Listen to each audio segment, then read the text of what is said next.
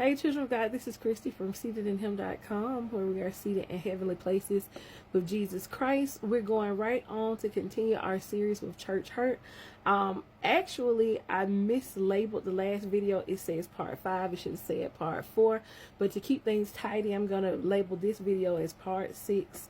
So you didn't miss anything. I'm going to label this part 6 just to keep things tidy.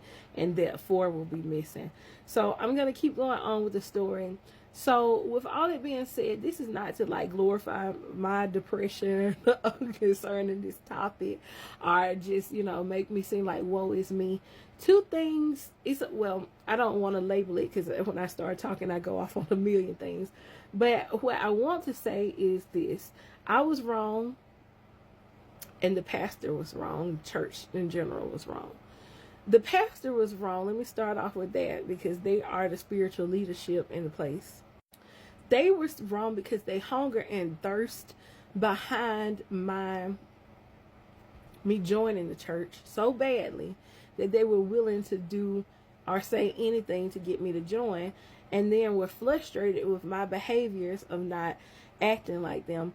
But you have to realize sometimes as a pastor, I'm sorry, you never know if you're getting a parishioner that was raised Mormon all of their life or Catholic all of their life, and they've made this big breakthrough of Christ, and you're a Pentecostal church. Your worship is going to look a lot different from what they experience. And you can't assume that they don't want to be there or they're being irreverent based on their behavior during praise and worship. They might have just not learned what that means. Like I said, I was taught the word and not worship. And it was going to be something that I would eventually learn if I had stayed around the church and been edified with words and encouragement and leadership. But all it did was set me on a journey where I was churchless from that day on. From that day on, I was churchless. And I was afraid to go back into a situation where I felt like I was going to be pressured to join or hurt in that particular way. And it's just a cautionary tale for them, but then also a cautionary tale for parishioners, because I was wrong. Maybe that was God speaking through the pastor, or let's just say maybe it was the devil knew my weak spot of rejection, and he was using that particular sermon against my spot of abandonment and rejection. And let's just say that was what happened. Knowing that, but also I should have known it was the devil, and I should have been strong enough to stay, because I believe with my heart that the devil only separates things. I feel it now. The devil only wants to separate things that are good. So if you find yourself in a marriage and you feel separation, and you know that separation isn't coming from God, know it to be the devil. If you are in a friendship and you feel the separation, you know it's not coming from God, know it to be the devil, because that means whatever you got going on is good, and the devil wants to destroy that. The thing is, God has given me a gift, and I can say it because I'm published. I've learned, I've had awards given to me because of it. Every professor I've had in college, I know that I have a gift that God gave me to write. And what would have happened, and I always enjoyed advertisement and social media. This church lacks a social media presence, and I always knew it, and I always wanted to do something about it. And if things had worked out right, I would have written for them, and I would have done social media for them. And it would have, especially during that pandemic time, I kind of loosely kept up the church, and even sometimes tied it there, because the church still had my heart, anonymously. But I noticed that during the pandemic, they had to kind of jump online real quick. And they would have already had an established presence if I had have been there. I got 2 professional cameras right in the corner over there.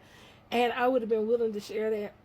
I own Adobe Suite, I own all the Canva, all the professional things needed to do some work for the church for free, easily.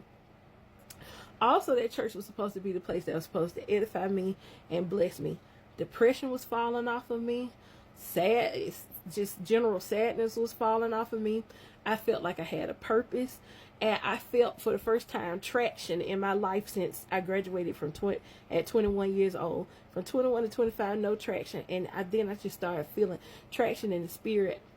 As things were leaving off of me, they could manifest in a physical way into my life. I was going to work more refreshed.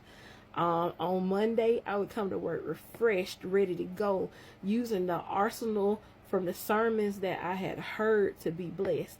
And so that just shows you how the devil came and broke up something good that the pastor would have had through me, and the congregation would have had through me. And another, I'm a big time giver. So I'm not saying that I would have tied $3 million, but I am saying that it was like situations where they were asking for candy for this or this for that. I was going to buy it. I was going to do it. I was going to find a way to beg, steal, borrow some way, and we was going to get it, because I wasn't making a lot at this time, but it was going to happen. And God was separating me from that place. I mean, not God, but the devil was separating from me from that place. And even the devil making me say God a minute ago was just demonic. The devil was separating from me from that place. And the devil made it for bad, but God used it for good, because we're having this conversation right now, and it's going to help somebody. What I should have done is not been weak. I should have realized that this was a good man, that this was a good church, that the devil was just trying to hurt and hinder me, and I should have stayed at church and been edified. And then the pastor should have realized to not be so hyper focused on me and my behavior, and let the Lord edify me through me continuously coming to church. If I had continuously came to church, so many behaviors were already falling off of me in a personal, professional way. They would have fallen off anyway. So all these 5-6 parts are to say this simple thing. Church hurt is a scheme of the enemy to hurt the body and to hurt the church universal. The church universal, the church that God is coming back for. And those are his people. And we have to be diligent in understanding Satan's devices before we're so quick to divide ourselves away from situations, or before pastors are so quick. And the reason I told this story is because something happened today with a ministry I so love, but I saw the same kind of thing of Satan trying to creep into the mouth of a leader to say something that I had said as a compliment and twist it to mean something that wasn't correct in a sense. And I felt myself saying, I'm gonna leave this. And I said, oh my God, old habits, old situation. The devil is repetitive, and he knows our weak spots, but we have to be diligent in knowing what our weak spots are to try to strengthen ourselves in those ways, and know that if the devil's trying to separate you from something, oh, I feel that, it's something good.